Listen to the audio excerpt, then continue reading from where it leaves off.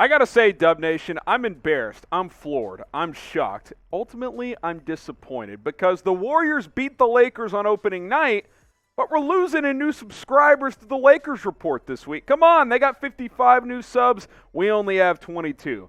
Let's switch that around on this video. Let's get 100, 200 new subs on today's show.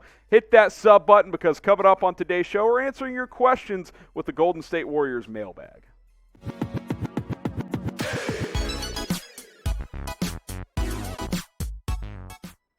You're watching Warriors Today by Chat Sports. I'm Harrison Graham, here to answer all of your questions here on this Warriors Rumors mailbag. Appreciate everybody who submitted their questions on today's show. With that being said, let's go ahead and jump on in. We got basketball cut first up. How hard will you guys be willing to work to win another chip? Well, I don't work for the team, basketball cut, but I think the Warriors showed on opening night that they're dialed in and they're very motivated to get back to the NBA playoffs and the finals and to win another ring. I thought they played really, really well. The crowd was jacked up for ring ceremony night, and they put away a Lakers team that may or may not be good, 123-109, but Steph was feeling it. A couple other guys showed up in a big way as well.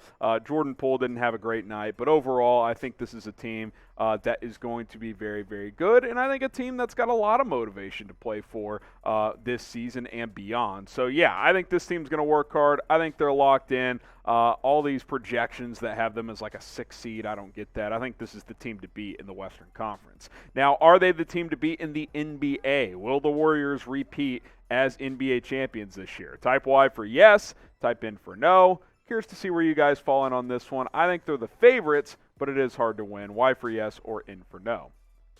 Fanatic Films Plus. Haven't seen this account before. What is the biggest area of need or improvement for the Dubs? I think something that has been true for years with this core and was true on opening night is they turn the ball over too much. Now, you live with that when you go on the scoring flurries that this team does, but 18 turnovers is a lot on opening night. Now, it didn't matter, but you can't consistently turn the ball over 18 to 20 times. If this team could sit around 15 turnovers a game with the way they shoot the basketball, spread the ball around, that kind of motion offense, like it does lead to turnovers. I get that, but 18's a lot. Let's get that below 15 if we can. This is never going to be a team that's one of the lower turnover teams in the NBA, but they just need to be middle of the pack, and they're going to be just fine. So if you had to nitpick anything that this team can work on, it's turnovers. They give the ball away way too much. Now, if you want to be a part of our next Golden State Warriors mailbag, you need to subscribe to the channel because we're doing mailbag calls all the time on our community posts, and sometimes when we publish videos, we're like, hey, submit your questions, and we'll answer as many as we possibly can. And, of course, we have the latest news and rumors throughout the season here on Golden State Warriors Today. So hit that sub button, video several days per week. It's youtube.com/WarriorsTV. From Jack Crowder, what kind of long-term ramifications could the Draymond Poole situation have on this team? I think long-term a ramification could be, and Draymond Green has said this himself, this could be his last season in Golden State. He's got a player option next year.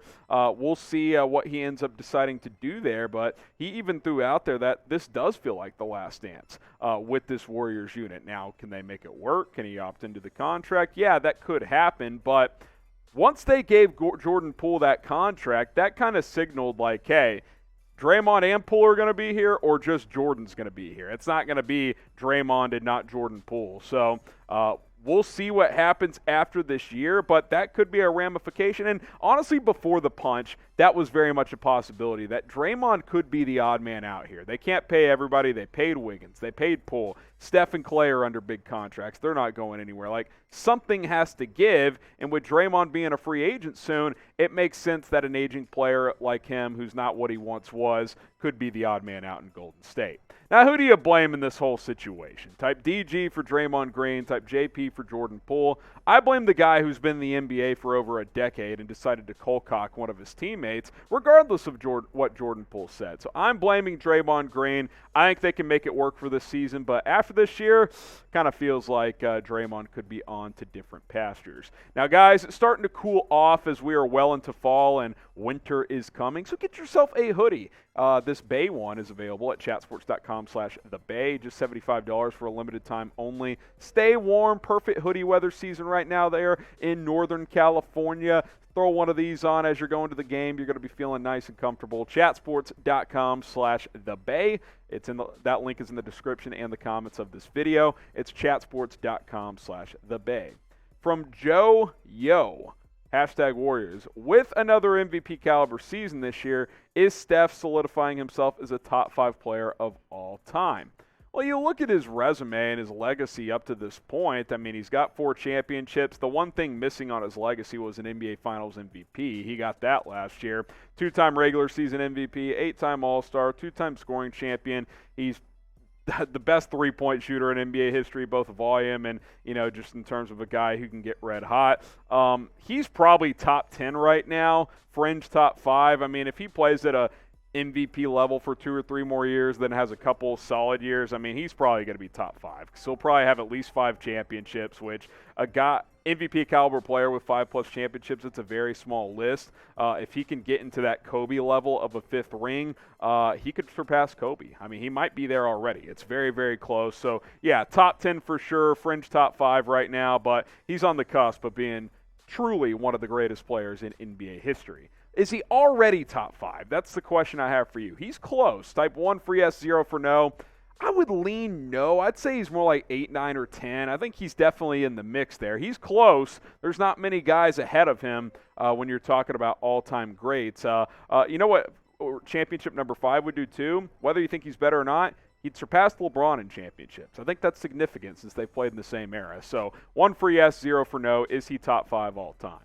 From Johnny Johnson, should the Warriors trade for Jae Crowder? So Jae Crowder, surprisingly, is still on the Phoenix Suns roster. Did not play opening night because the 2 parties, Phoenix and Jae Crowder, have mutually agreed that he's not going to play for them anymore. They're going to find a trade partner for him. Last year, didn't have his best year, but picked it up in the playoffs, and he's proven to be a valuable 3-and-D commodity, a guy who can hit, catch, and shoot threes and defend 1 through 4s. I mean, even occasionally gets switched on 5s, and he'll hold his own. He's a winning piece. Jae Crowder is a winning piece. He could be what Andre Iguodala was 4 or 5 years ago. Like, I know Iggy's still on the team, but he's better than Iggy is at this point in his career. So I would be interested in Jae Crowder. I don't know how the money would work, who you would have to move to make that happen. I mean, would you be willing to trade a Moses Moody to get Jae Crowder? That could be something under consideration there. But I absolutely am a fan of his game, and he's always playing deep into the playoffs for a reason.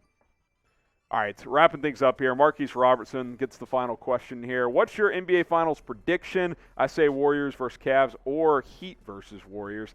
Cavs, I know they got D-Mitch. They're not ready, to make that leap. Miami could be in the finals out of the East. If I had to predict, though, I would go Warriors-Bucks. I think the Bucks would have been in the finals last year had Chris Middleton not got hurt in the playoffs. Maybe the Celtics will be in the mix out of the East. I don't like Brooklyn.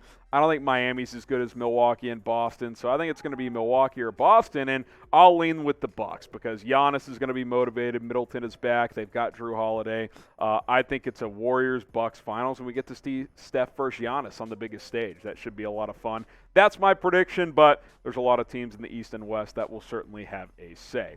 Appreciate you guys for submitting your questions on today's show. We'll do these mailbags in the future. If you have a question, #Warriors and ask away down in the comments section. Also, hit that sub button because we have other videos on the channel for you guys to be looking forward to as well. It's youtube.com/WarriorsTV. I'm Harrison Graham. Until next time, go Dubs.